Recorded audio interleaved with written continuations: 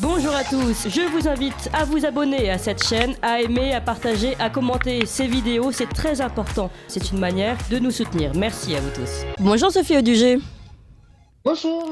Et merci beaucoup d'être avec nous. Vous êtes déléguée générale de SOS Éducation. Alors, je vais raconter une petite histoire à nos auditeurs. On est tombé là-dessus hier par hasard. Je ne sais pas, vous vous rappelez sans doute des compteurs pour enfants que vous pouviez vous-même trouver dans les bibliothèques municipales. Par exemple, moi, quand j'étais petite, j'avais la chance d'en avoir un qui venait même dans notre parc de jeux, qui nous racontait dehors, comme ça, qui nous lisait des livres dehors et tous les enfants étaient autour de lui.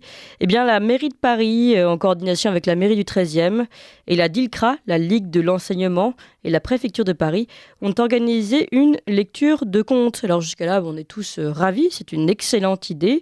Voilà, une lecture de contes pour les enfants des 3 ans, prévue notamment pour celle-ci samedi 11 mars. Alors, vous avez une jolie affiche. En mars, cultivons l'égalité. Bon, déjà, on ne comprend pas bien ce que vient faire l'égalité dans l'histoire de la lecture des contes. Et puis, on lit encore un petit peu cette affiche. La conteuse est une drag queen. Samedi 11 mars, de 11h à midi, des 3 ans, découvrez notre sélection de livres jeunesse véhiculant des messages de paix et de tolérance. Lecture surprise réalisée par une drag queen, La Déliche. Et La Déliche, c'est une drag queen bien connue qui fait des lectures de contes. D'ailleurs, elle a déjà opéré sur Radio Nova, qui lui a tendu le micro avec une autre du collectif Paillettes. Écoutez, tiens, sa lecture de contes pour Radio Nova.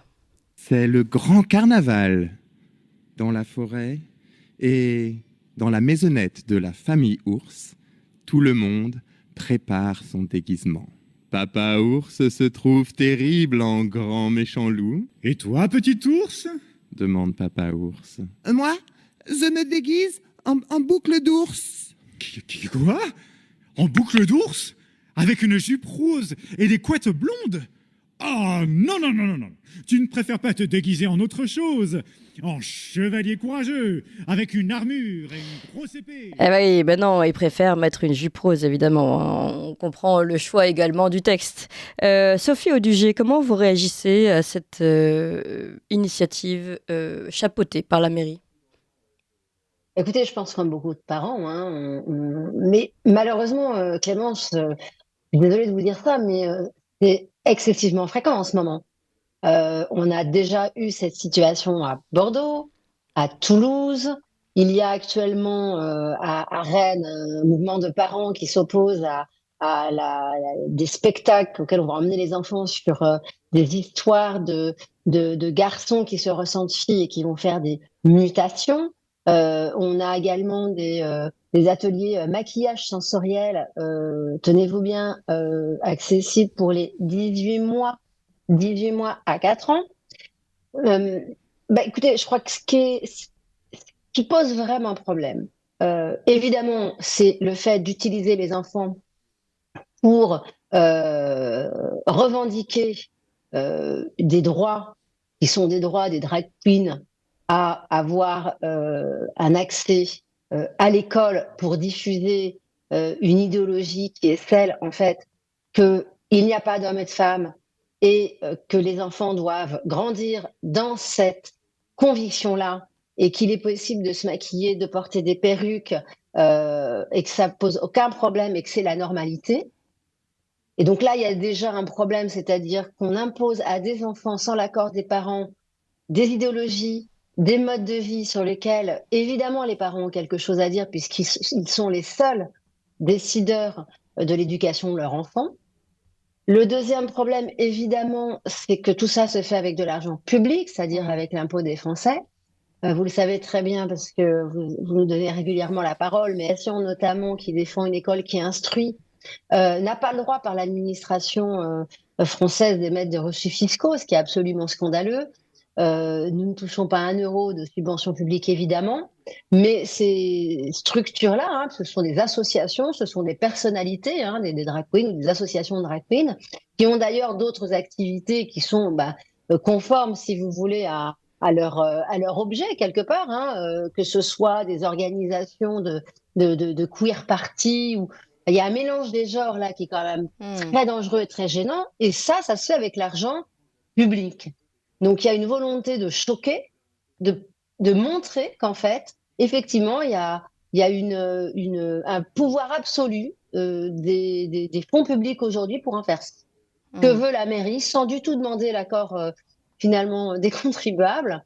Et évidemment, ce qui est le pire de tout ça, c'est en utilisant les enfants comme évidemment pancarte, enfants sandwich d'idéologie et d'une vision de la société dont les enfants évidemment ne peuvent pas ni évidemment s'emparer en comprenant les enjeux, ni si vous voulez avoir une vision à peu près concrète de ce que ça signifie pour eux et sur les rôles de chacun, sur le rapport à la lecture. Voilà, donc c'est effectivement énormément de motifs, si vous voulez, qui amènent aujourd'hui énormément de parents à être en colère.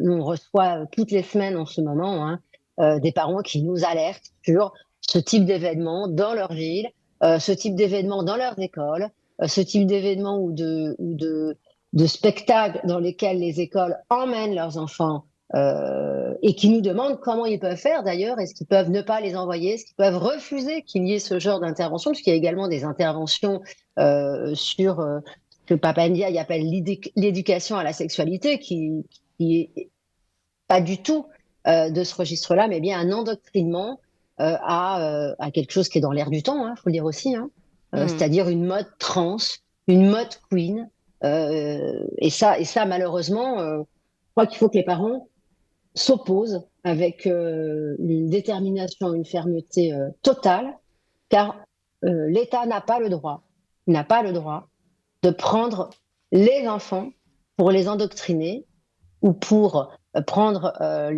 faire l'éducation à la place des parents. Ça, c'est absolument scandaleux. D'autant plus avec l'argent des Français, ce qui est là la double peine quand même. Ouais. Et vous avez raison, Sophie Audugé, c'est tout le travail de SOS Éducation. Je rappelle, c'est un terme que vous utilisez souvent, de dire que l'enfant doit être protégé dans un sanctuaire et que ce n'est pas maintenant que ce genre d'associations et d'idéologies doivent arriver jusqu'à eux. L'éducation, c'est l'éducation. On ne doit pas élargir à d'autres thématiques comme celle de la sexualité transgenre, etc. Merci encore Sophie Audugé. Je rappelle le très bon travail de SOS Éducation, et vous luttez notamment et surtout en ce moment sur ces questions de transition de genre, etc., qui sont de plus en plus prégnantes en France, vous le rappeliez. Merci beaucoup Sophie Audugé. Vous appréciez cette émission? Alors aidez Radio Courtoisie à en produire d'autres en indépendance totale. Rendez-vous sur soutenir.radiocourtoisie.fr. Merci d'avance.